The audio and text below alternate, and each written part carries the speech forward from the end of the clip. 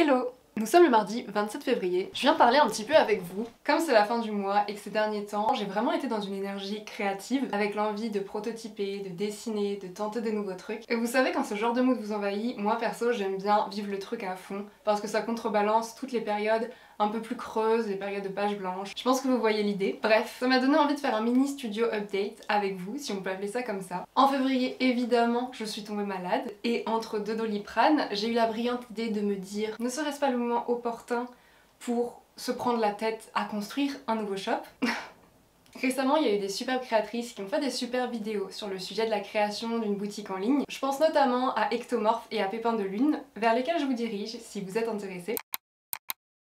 De mon côté, pour répondre à quelques questions qui m'ont été posées, si ça peut être utile aussi par ici. Jusqu'à présent, j'étais sur Big Cartel. J'aime énormément cette plateforme parce qu'elle est hyper simple, tant en ce qui concerne la création que l'utilisation. La contrepartie à ça, c'est qu'on reste assez limité en termes de personnalisation, mais son gros point fort, c'est d'être la plus abordable des plateformes sur lesquelles je m'étais renseignée, à l'époque en tout cas. Donc vraiment pour moi ça a été l'outil idéal pour commencer à proposer mes créations. Le seul truc concret qui m'a fait changer, c'est que Big Cartel, c'est une plateforme de création de shop. Et là en ce moment, je cherche à faire un site un peu plus complet, avec évidemment la boutique en ligne et des parties dans lesquelles je pourrais avoir à l'avenir plus de possibilités, notamment celle de présenter des projets. C'est la raison qui m'a fait passer sur Squarespace. C'est tout frais, donc difficile de donner mon avis. Pour la partie création en elle-même, c'est hyper chouette de se sentir guidé tout en ayant la possibilité de personnaliser absolument tout, ou presque. Énormément de paramètres qui peuvent peut-être même devenir un peu impressionnants, mais en toute honnêteté, on s'y fait très vite. Et même en ayant la tête comme un gros lot, ça va. Je m'en suis sortie. Le gros doute concernant ce changement, c'est le budget, parce que je trouve que c'est un coût élevé pour une toute petite personne comme moi. Donc pour le moment, cassage de tirelire et on verra dans le futur. Sinon, parmi les choses réalisées ce mois-ci, une petite illustration tribouillée à l'occasion de la Saint-Valentin. C'est rigolo parce que c'est très différent de ce que je peux montrer d'habitude. Je vous parlais la dernière fois de mon carnet de croquis et c'est l'exemple parfait de ce truc de j'éteins mon cerveau et je passe en mode freestyle. J'ai trouvé ça fun, je l'ai passé sur Procreate, puis imprimé dans la foulée pour en faire une petite carte. Et finalement, quand je l'ai eu entre les mains, ça m'a même donné envie d'en faire un sticker, que voici. Aussi, beaucoup de crochets ces dernières semaines. Prototype, essayage, finalisation, franchement, j'étais au max. D'ailleurs, j'ai fait une pièce un peu émouvante parce que j'ai refait le tout premier pull que j'ai crocheté. C'est lui, ma toute première pièce sans patron en mode full débutante. Je suis fan des proportions hyper cheloues que j'avais pu lui donner. Mais bon, je l'avais fait dans un fil acrylique pas ouf du tout, qui a très mal vieilli. Encore une preuve que bien choisir sa matière, c'est la base. Et donc, voilà ce qu'on peut appeler sa V2. En un peu plus long et en laine de mohair. Je l'ai fait essayer à un proche qui voulait plus le quitter, donc c'est validé. Voilà pour ce petit update. Il va falloir qu'on se remette au travail. Go!